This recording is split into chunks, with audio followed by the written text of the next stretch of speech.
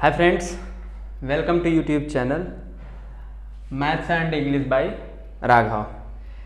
जैसा कि आज हम नया चैप्टर से स्टार्ट करने चल रहे हैं जिसका नाम है रेशियो एंड प्रोपोर्शन, जिसे हिंदी में कहते हैं अनुपात और समानुपात। आइए इस चैप्टर को हम समझते हैं और जानते हैं, और आप इस रेशियो एंड प्रोपोर्शन के जो रेशियो एंड प्रोपोर्शन से जो क्वेश्चंस बनते हैं उसे आप इजी वे में किस तरीके से सॉल्व कर पाएंगे। तो आइए देखते हैं और चलते हैं। तो आज वीडियो को हम स्टार्ट कर रहे हैं। अब इसकी कहा जाए रेशियो एंड प्रोपोर्शन जो चैप्टर है मेरा, इससे रिलेटेड अब वीडियो की सीरीज आनी शुरू हो जाएंगी। तो आज चलिए पहला वीडियो और पहला चैप्टर हम शुरुआत करते हैं रेशियो एंड प्रोपोर्शन से। तो आइए हम कुछ इसके बेसिक कॉन्सेप्ट को समझते हैं कि इसके जो क्वेश्चंस आते हैं उसे किस प्रकार से सॉल्व किया जाए, ताकि आप विद इन टाइम समय में आप सॉल्व कर पाएँ, ज़्यादा समय न लें इन क्वेश्चंस पर। तो चलिए देखते हैं और समझते हैं। पहले हम इसके कॉन्सेप्ट को समझेंगे कि इसमें छोटे छोटे जो कॉन्सेप्ट होते हैं वो क्या हैं। रेशियो एंड प्रोपोर्शन, इसके कॉन्सेप्ट बड़े ही अच्छे होते हैं, जिसे कहते हैं ratio and proportion. Ratio and proportion, अनुपात और समानुपात, ये मेरा चैप्टर है। इस चैप्टर को स्टार्ट इसलिए कर रहे हैं क्योंकि हमने मैटर कहा जाए, जो मैथ्स के जो चैप्टर्स के मैटर होते हैं, हमने पहले उसी रेशियो एंड प्रोपोर्शंस के मैटर ही बना लिए हैं। तो हम कहते हैं इसी से स्टार्ट करते हैं। ये अच्छा चैप्टर है, बस केवल आप थोड़ा सा समझने का प्रयास कीजिएगा, आपको बड़े ही अच्छे से समझ में आएगा। तो चलिए देखते हैं रेशियो क्या होता है। टू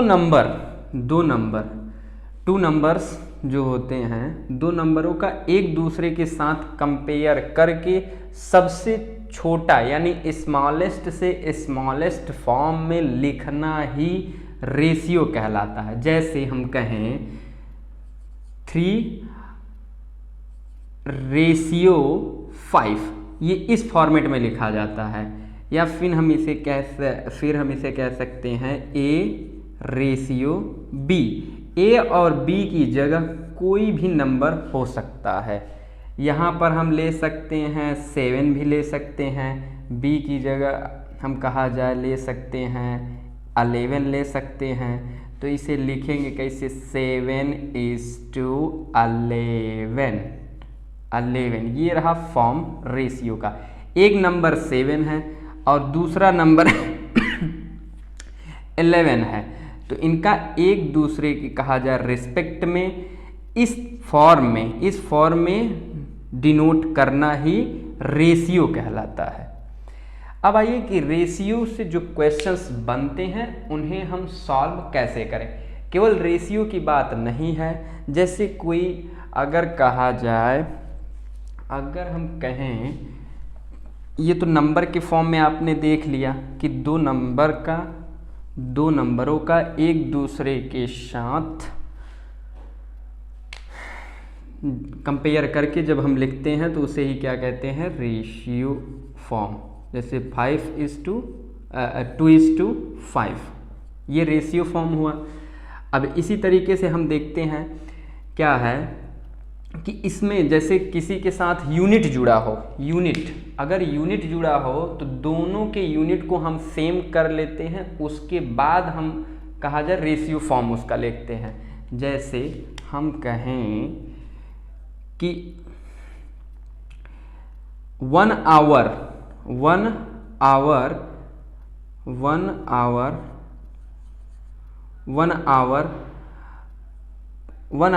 का अगर देखा जाए 15 मिनट्स के रिस्पेक्ट में अगर हम रेशियो फॉर्मेट में लिखें तो कैसे लिखेंगे। अब इस तरीके से कभी नहीं लिखा जाता कि 1:15 ये नहीं लिखेंगे, क्या ये गलत है। ये गलत किस लिए हो गया, क्योंकि यहाँ पर आप यूनिट जो देख रहे हैं, इसका यूनिट जिसे मात्रक कहते हैं वो आवर यानी घंटे में दे रखा हुआ है, और इसका यूनिट मात्रक देखें आप तो वो मिनट में दे रखा हुआ है। इसलिए हमें क्या करना पड़ेगा कि तो आवर को हम क्या करें, मिनट्स में चेंज करें, या फिर मिनट को हम आवर में चेंज करें। तो चलिए हम देखते हैं कि इसे कैसे रेशियो फॉर्मेट में लिखा जाता है। सबसे पहले तो हमें लिखने आना चाहिए कि किस तरीके से इन्हें लिखा जाता है और कैसे हम इनको समझते हैं। जैसे अब 1 आवर को आप 16 मिनट में कन्वर्ट करेंगे तो वो कितना हो जाएगा, 1 घंटे में कितने मिनट होते हैं, 1 घंटे में देखा जाए तो 60 मिनट, तो इसे आप 60 मिनट्स। अब उसके बाद ये 15, यहाँ पर आप रेशियो का जो सिंबल होता है उसे लगाएंगे, उसके बाद आप लिखेंगे 15 मिनट।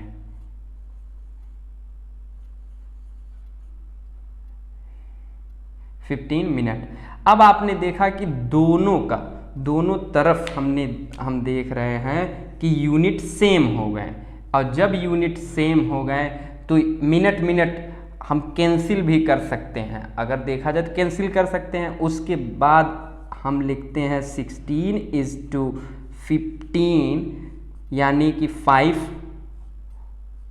1 × 5 और 5 4। तो इस तरीके से आपने देखा कि रेशियो फॉर्मेट जो है वो क्या आ गया, 4:1 का। तो ये रहा रेशियो लिखने का मेथड, कि केवल जब नंबर की बात की जाए तो केवल हम नंबर से उसका कंपेयर, एक नंबर का दूसरे नंबर से कंपेयर करके लिखते हैं, पर लेकिन अगर साथ में यूनिट दे रखा हो तो यूनिट को भी हमें सेम बनाना पड़ता है, तब जा कर के हम क्या करते हैं, रेशियो का एक परफेक्ट फॉर्म लिख पाते हैं। ये कभी नहीं होता कि यूनिट डिफरेंस दिया गया हो और आप इस तरीके से लिख करके, जैसे हमने अभी बताया कि 1:15, अरे भैया 1 क्या है, ये आवर है और 15 मिनट्स में दे रखा हुआ है, तो ये गलत, इसे रॉन्ग माना जाता है। हमें यूनिट को भी क्या करना पड़ता है, सेम करना पड़ता है, तब जा कर के हमें जो नंबर्स बचते हैं उनका हमें एक रेशियो फॉर्म लिखना होता है। तो चलिए, आई होप, उम्मीद करते हैं कि आपको इतनी बातें समझ में आ गए होंगे कि हम समझाना क्या चाहते हैं। तो आपको सबसे पहले यूनिट भी ध्यान देना होगा कि यूनिट सेम है या नहीं। यूनिट सेम करने के बाद आप जो नंबर बचते हैं उनका एक दूसरे के रिस्पेक्ट में रेशियो फॉर्म में आप डिनोट करें।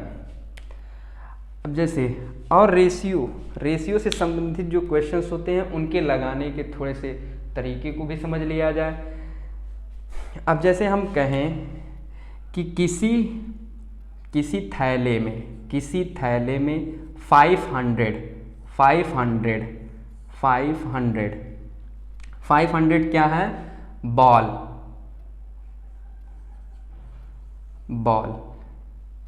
आई होप बॉल मतलब आप लोग समझ रहे होंगे, गेंद। और इन 500 बॉल में देखा जाए तो वो नंबर जो रेशियो है 2:3 का दे रखा हुआ है, और ये जो 2 का रेशियो है वो है रेड को डिनोट करता है, रेड बॉल। और ये रहा ब्लू नीला बॉल। ये लाल बॉल का रेशियो कितना है, लाल वाली गेंद का रेशियो 2 दे रखा हुआ है, और नीले वाली गेंद का रेशियो 3 दे रखा हुआ है। अब हमें ये नंबर फाइंड आउट करना है, परफेक्ट नंबर, कि रेड वाली बॉल की संख्या कितनी है और ब्लू वाली बॉल की संख्या कितनी है। तो आइए हम देखते हैं इनके रेशियो का आप सबसे पहले सम लिखिए। रेशियो का अगर सम हम देखते हैं तो कितना दे रखा हुआ है 5, यानी जिसे आप कहते हैं 5 दे रखा हुआ है। और टोटल नंबर ऑफ बॉल कितने दे रखे हुए 500, यानी इस 5 की वैल्यू कितनी हो गई 500। इस 5 की वैल्यू 500 हो गई तो 1 की वैल्यू कितनी हो गई वो 100 हो गई। अब जब 1 की वैल्यू 100 आ गई तो यहाँ पर हम क्या करेंगे, तो 2 की वैल्यू कितनी हो जाएगी 200 हो जाएगी, और 3 की वैल्यू कितनी हो जाएगी 300। तो इस तरीके से आपने देखा कि जो रेशियो फॉर्मेट में दी हुई बॉलों की संख्या यानी बॉल जो दी गई हैं उनका जो नंबर है परफेक्ट नंबर वो कितना आ गया 200, और ये कितना आ गया 300। यानी रेड लाल वाली गेंद जो है वो 200 है और नीली वाली जो गेंद है वो कितनी है 300। तो ये क्वेश्चन लगाने का एक तरीका हमने आपसे डिस्कस किया कि क्वेश्चन लगाने का एक अप्रोच क्या होना चाहिए या तरीका क्या होना चाहिए। तो ये कहा जाए ये एक नया तरीका है। नया तरीका क्या, लगाने का एक स्टैंडर्ड तरीका कह सकते हैं इसे। तो इस तरीके से जब हम क्वेश्चन को लगाते हैं या सॉल्व करते हैं तो समय भी कम लगता है, और कहा जाए विद इन टाइम में हम क्वेश्चंस को आसानी से और कहा जाए तेज़ी के साथ सॉल्व कर पाते हैं। तो और इसका चलिए ओल्ड जो कहा जाए कि ओल्ड पुराने तरीके हैं उस पर भी डिस्कशन कर लिया जाए। कुछ लोग इस तरीके से भी इस क्वेश्चंस को सॉल्व करते हैं। कैसे, आइए देखते हैं। जैसे हमने बताया कि एक थैले या एक बैग में कितने टोटल नंबर ऑफ बॉल्स कितने हैं, वो है 500 गेंदे एक थैले में दे रखा हुआ है, और उनका रेशियो रेड बॉल, रेड और ब्लू का जो रेशियो है वो कितना दे रखा हुआ था 2:3 का 2:3 का दे रखा हुआ था। तो कुछ लोग इस तरीके से भी इस क्वेश्चंस को सॉल्व करते हैं। जैसे वो मान लेते हैं लेट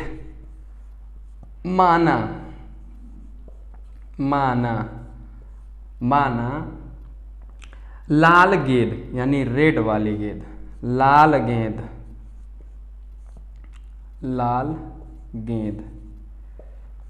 गेंद की संख्या कितनी हो गई 2x, और ब्लू यानी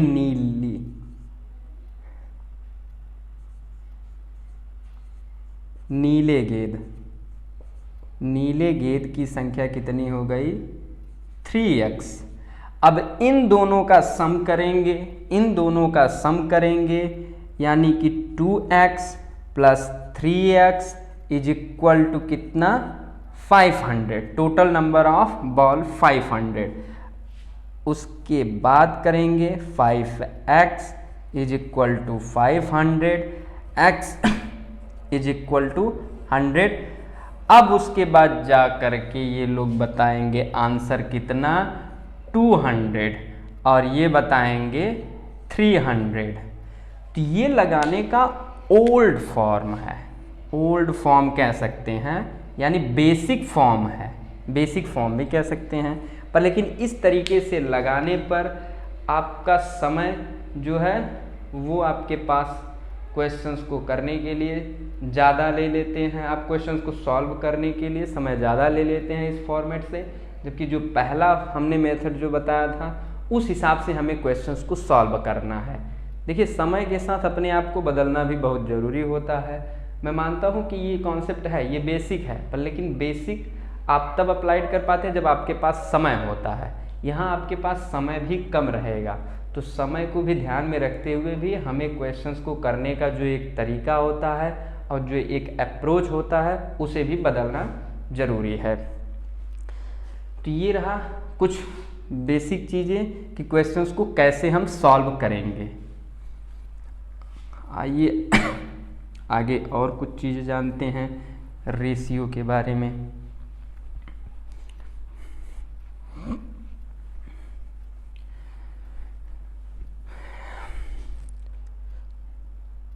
अब जैसे रेशियो, किसी नंबर के रेशियो, जैसे नंबर दे रखा हुआ है A/B, यानी A/B, A/B।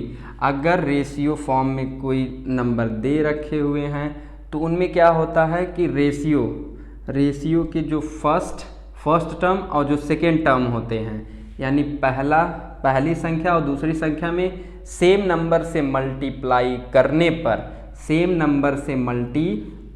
करने पर कोई फर्क नहीं पड़ता, यानी कि कोई इफेक्ट नहीं पड़ता।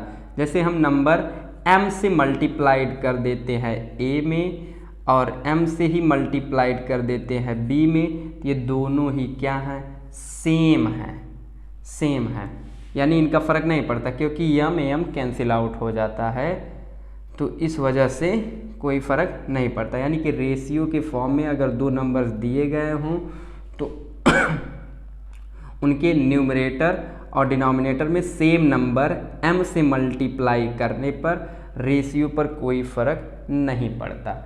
इसी तरीके से दूसरा क्या कॉन्सेप्ट होता है, दूसरा कॉन्सेप्ट रेशियो का ये होता है कि A/B के फॉर्म में टू नंबर्स दिए गए हों तो उसमें सेम नंबर से डिवाइड करने पर भी रेशियो के फॉर्म में कोई परिवर्तन नहीं होता। अब जैसे ले लीजिए A/n, इससे A को न्यूमरेटर और डिनोमिनेटर, न्यूमरेटर को n से डिवाइड करिए और B डिनोमिनेटर को भी n से डिवाइड करिए, तो इनके रेशियो पर कोई फर्क नहीं पड़ता, क्योंकि n कैंसिल आउट हो जाता है। तो इसलिए रेशियो अगर दो नंबर्स का दिया गया हो, उसमें सेम नंबर से मल्टीप्लाई करने पर रेशियो पर कोई फर्क नहीं पड़ता।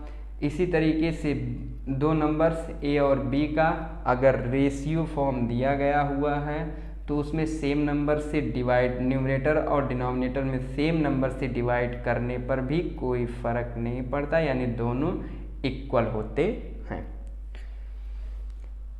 तो ये रहा बेसिक कॉन्सेप्ट।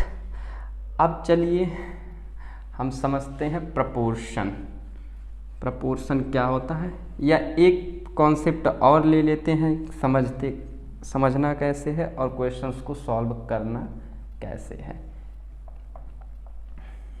ताकि उन्हें भी समझ में आए जो लोग मैथ को समझने का प्रयास करते हैं। जैसे हम कहें कि 1000 यानी 1000 रुपीज़, 1000 रुपये को A और B में कहा जाए, A और B में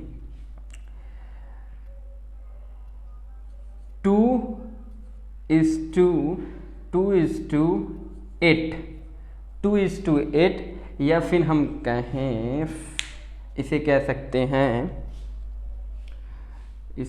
सकते हैं, इसका और छोटे से छोटा फॉर्म लिख लें, 1:4 में डिवाइड किया गया। तो बताइए A का अमाउंट कितना है और B का अमाउंट कितना है। आई होप कि आप लोग इसे लगा पाएंगे। और आइए समझते हैं इसे किस तरीके से लगाया जाएगा। तो हमने कहा था कि A और B A और B का रेशियो इसने दे रखा हुआ है। A और B का रेशियो, सॉल्यूशन लिख देते हैं, A और B का रेशियो इसने दे रखा हुआ है कितना,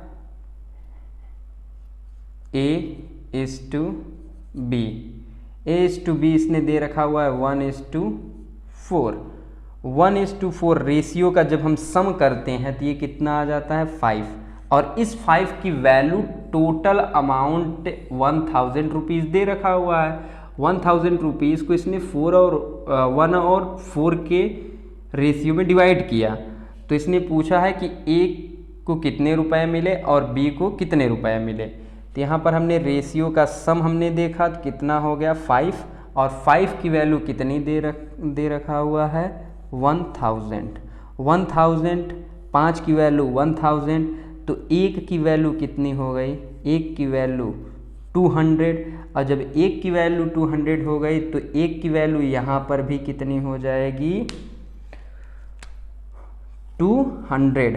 तो ये 200 रुपीज़ ए को मिला, 200 रुपीज़ ए को, और बी को कितना मिला, बी को मिला 4 is multiplied by 200, 4 is multiplied by 200 यानी 800 रुपीज़। इस तरीके से आपने देखा कि क्वेश्चंस को हमें सॉल्व कैसे करना है, कि ताकि आप कम समय में क्वेश्चंस को अच्छे से और आसानी से सॉल्व कर पाएँ। तो ये रहा मेथड। आइए अब कुछ प्रपोर्शन के बारे में जानते हैं, प्रपोर्शन क्या होता है। उसके बाद इन सभी जितने हमने कॉन्सेप्ट अभी बताए 1-2, उस पर हम क्वेश्चंस को लेके आएंगे और ढेर सारे क्वेश्चंस की प्रैक्टिस हम लोग करेंगे। चलिए ये प्रपोर्शन को जानते हैं। अब प्रपोर्शन क्या होता है, आई होप, उम्मीद करता हूँ कि आप लोग रेशियो को समझ गए होंगे।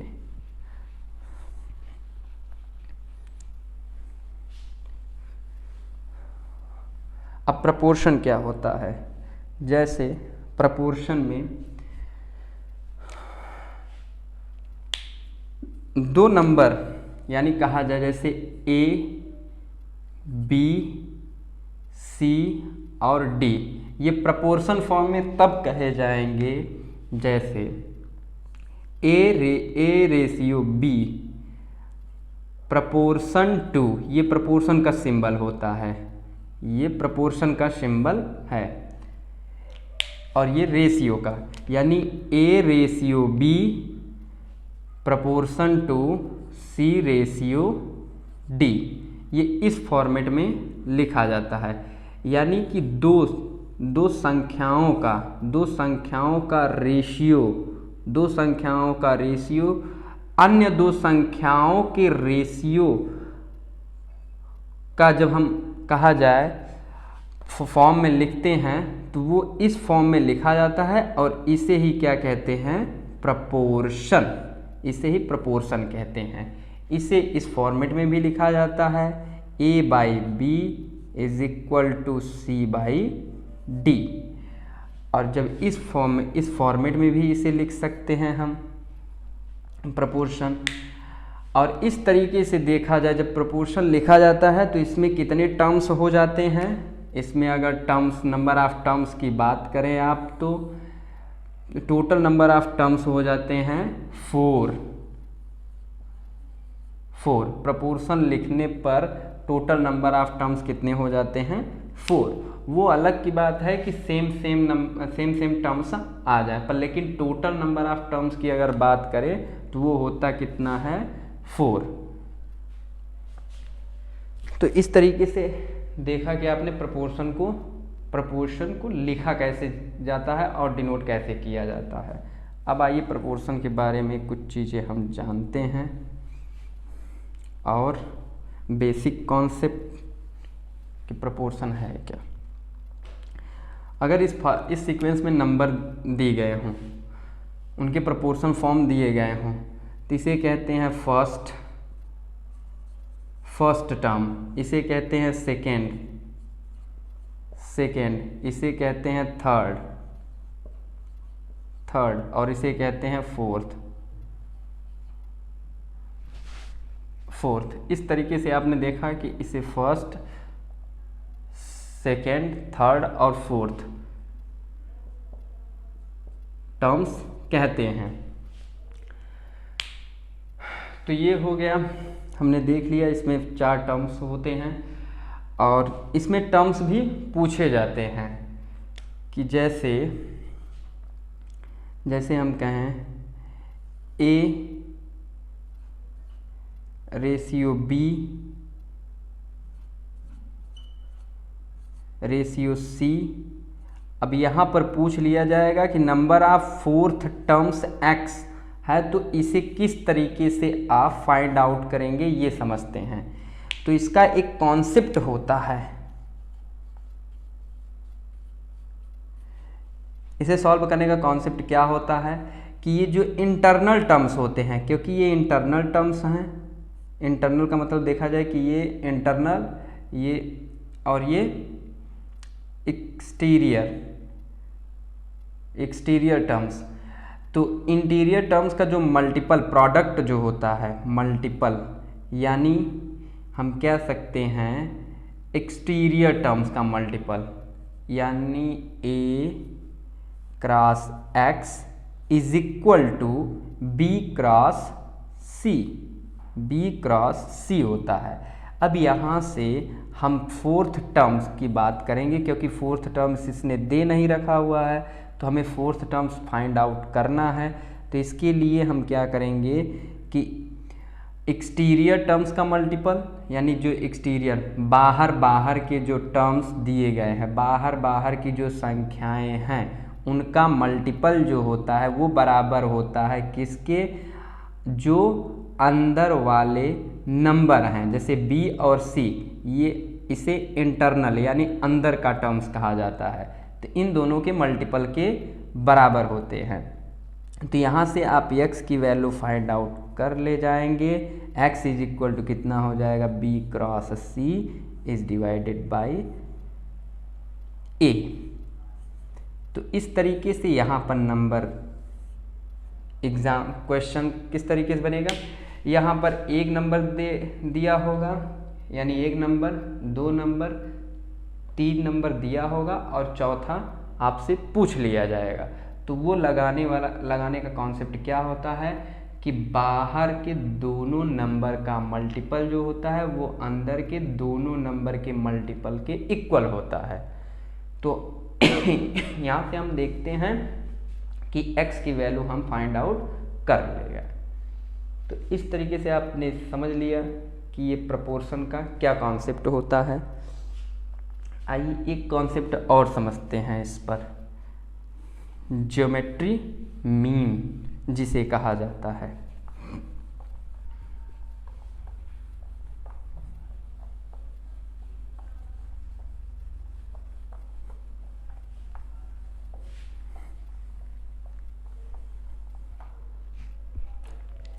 यहाँ पर हम देखते हैं, जैसे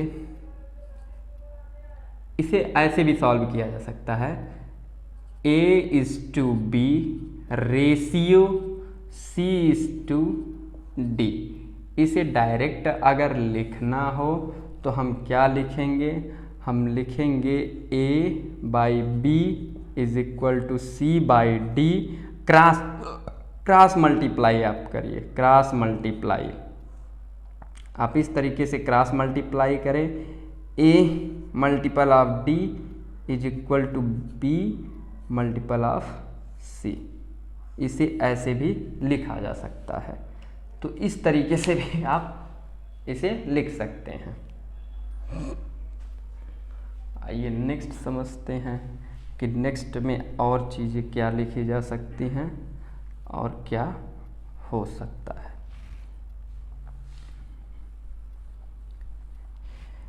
एक रिलेशन और होता है इनमें, जैसे A ratio B proportion to B ratio C। अगर ये इस तरीके से दे रखा हो तो आपका हो जाता है इन दोनों का मल्टीपल, यानी इंटरनल जो टर्म्स दिए रहते हैं उनका मल्टीपल एक्सटीरियर जो टर्म्स दिए रहते हैं उनके मल्टीपल के बराबर होता है। तो यहाँ पर B cross B is equal to A cross C। यहाँ पर आपने देखा B square is equal to A cross C। तो यहाँ से आप B की वैल्यू अगर पूछा जाता है तो हो जाता है रूट AC। ये इंटर में आपने पढ़ा ही होगा ज्योमेट्री सीरीज में ये ज्योमेट्रिकल मीन का फार्मूला यहाँ से बन जाता है B is equal to root of A B. तो इस तरीके से अगर दिया हो तो आप ऐसे भी लिख सकते हैं। यानी कि अगर देखा जाए प्रपोर्शन में ज्योमेट्रिक मीन क्या होता है, वो कैसे निकाला जाता है, तो वो इस तरीके से हम लोग फाइंड आउट कर सकते हैं। तो चलिए आइए कुछ क्वेश्चन सब देखते हैं जो कि प्रीवियस ईयर में एसएससी में पूछे गए हैं या फिर यूपीएसआई में पूछे गए हैं या फिर अदर एग्ज़ाम्स जो हैं उनसे रेशियो एंड प्रोपोर्शन से कैसे और किस लेवल के क्वेश्चंस पूछे जाते हैं। आइए अब क्वेश्चंस को लेते हैं और type wise ratio and proportion के टाइप वाइज जितने भी टाइप के क्वेश्चंस बनते हैं हम उन्हें देखते हैं और समझेंगे। आइए एक दो क्वेश्चंस को समझते हैं कि कैसे इन्हें सॉल्व किया जाए, सॉल्व करने का एक सही अप्रोच क्या हो। और हाँ, आप लोग जब वीडियो देखने बैठिए तो पेन पेपर लेकर ज़रूर बैठिए, ताकि आप लोग जैसे हम यहाँ पर क्वेश्चंस को पेन डाउन करें या क्वेश्चंस को नोट करें, आप लोग भी एक बार अपना एफर्ट लगा लीजिएगा कि आप लोग क्वेश्चन सॉल्व कर पा रहे हैं या नहीं। बाकी तो हम क्वेश्चंस को सॉल्व कराएंगे ही। ओके, तो चलिए हमने कुछ टाइप के क्वेश्चंस कलेक्ट कर रखे हुए हैं, उन क्वेश्चंस को देखते हैं और समझते हैं कैसे इस टाइप के क्वेश्चंस को लगाया जाए। सिंपल और नॉर्मल क्वेश्चंस हैं, उम्मीद करता हूं कि आप लोग भी इसे सॉल्व कर ले जाएंगे। जैसे क्वेश्चन फर्स्ट में है, if A is to be given 7:9 and B is to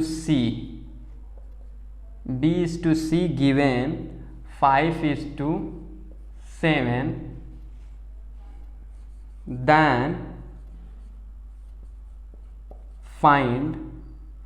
then find A is to C। ये क्वेश्चंस है SCGL का, SSC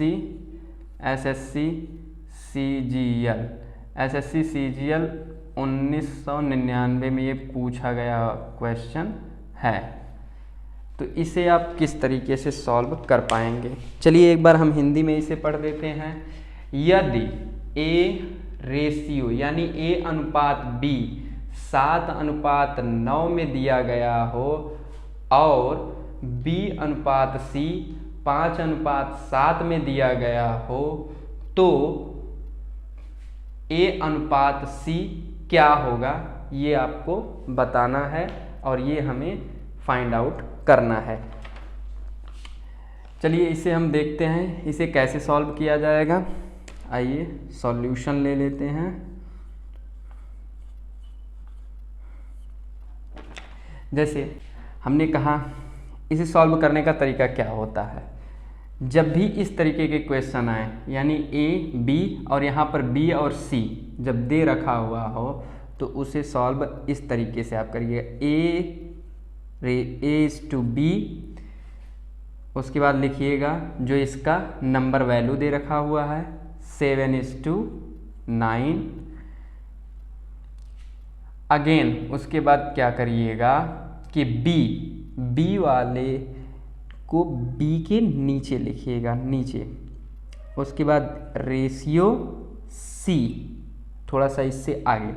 ये लिखने का एक तरीका होता है और निकालने का तरीका होता है, तो मैं उसी तरीके को आपको समझाने का प्रयास कर रहा हूँ। इसी तरीके से आप देखिएगा यहाँ पर 5 कि B की वैल्यू 5 और C की वैल्यू 7 के रेशियो में दे रखा हुआ है, तो यहाँ पर B की वैल्यू कितनी है 9।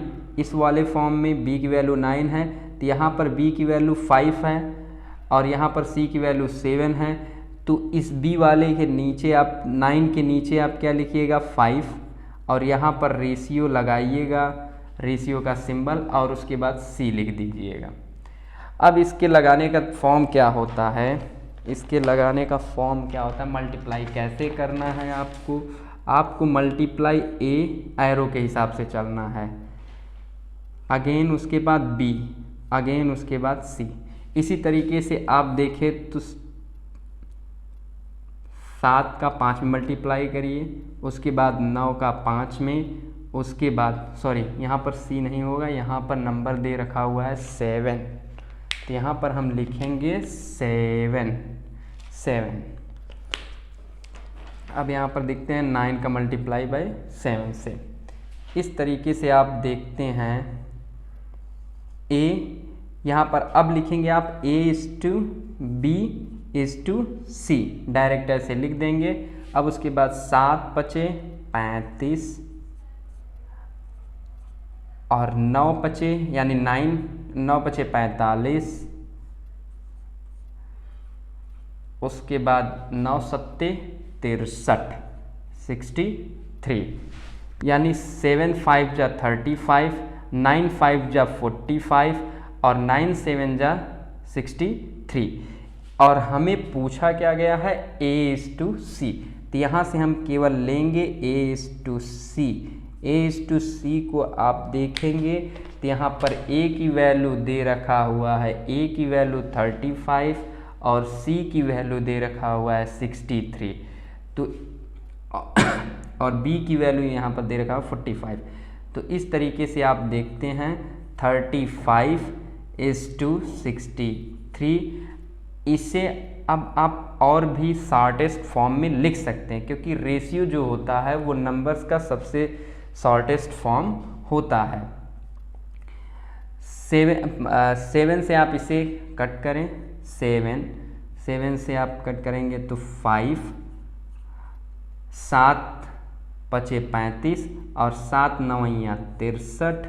यहाँ पर आपने देखा यानी A:C की वैल्यू कितनी आ गई, 5:9। यही आपका आंसर हुआ। तो ये लगाने का तरीका है, ये किस तरीके से आप क्वेश्चंस के आंसर को फाइंड आउट कर सकते हैं। सबसे मेन जो तरीका है वो यहाँ पर है कि इसे कैसे आप लिखें और कैसे आप क्वेश्चंस के आंसर को फाइंड आउट करें।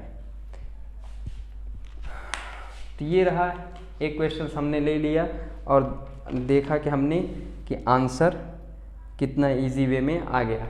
ये तो खैर समझाना था, इसलिए हमने इसे स्टेप वाइज स्टेप हमने लिखा हुआ है। बाकी आप जब प्रैक्टिस करेंगे, प्रैक्टिस बन जाने पर आप डायरेक्टली इसके आंसर फाइंड आउट कर सकते हैं। चलिए नेक्स्ट क्वेश्चन लेते हैं और नेक्स्ट क्वेश्चन के माध्यम से सेम ही कॉन्सेप्ट पर क्वेश्चंस को समझते हैं।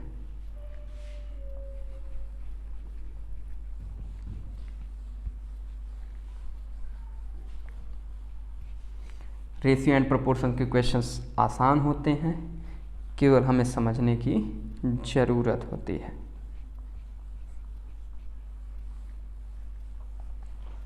एक क्वेश्चंस और समझते हैं, उसके बाद नेक्स्ट क्वेश्चन नेक्स्ट वीडियो में समझे जाएंगे।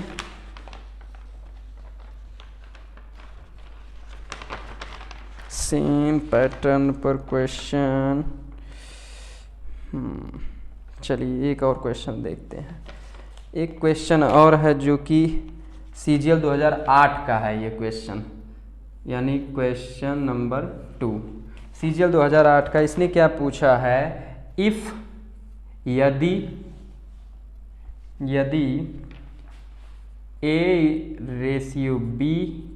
A:B:C, यानी इसमें 3 टर्म्स का रेशियो दे रखा हुआ है, गिवन है 3:4:7। अब इसने क्या पूछ रखा हुआ है, देन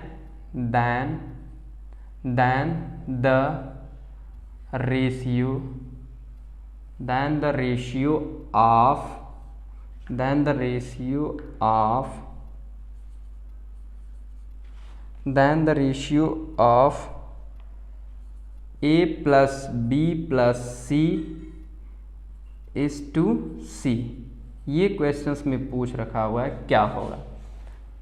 नॉर्मल सा क्वेश्चन है, सभी लोग कर पाएंगे, तो एक बार आप ट्राई कीजिए, उसके बाद हम इसे एक्सप्लेन करने का प्रयास करते हैं।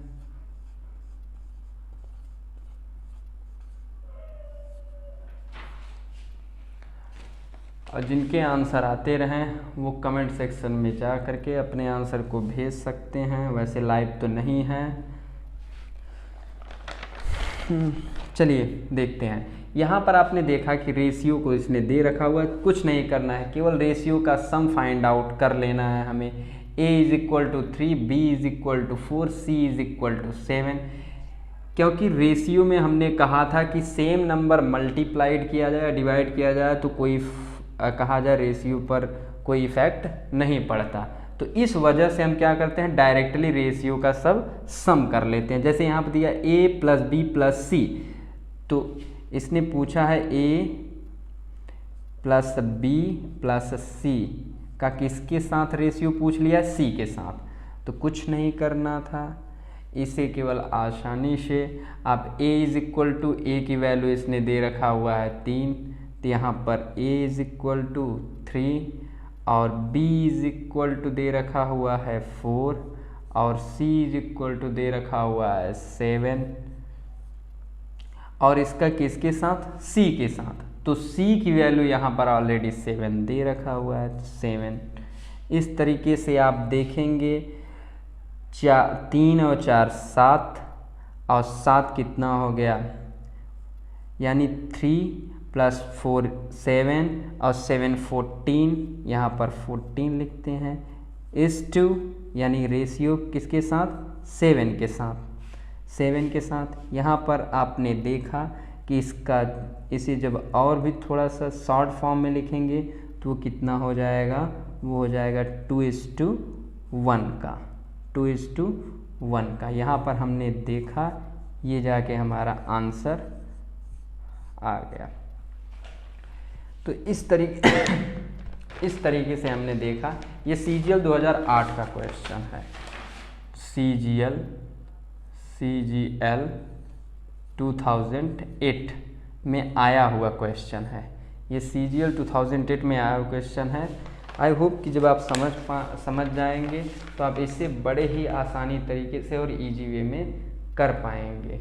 तो क्वेश्चन आसान है, केवल हमें इसे लगाने का जो एक कॉन्सेप्ट और मेथड जो होता है उसे समझने की ज़रूरत है।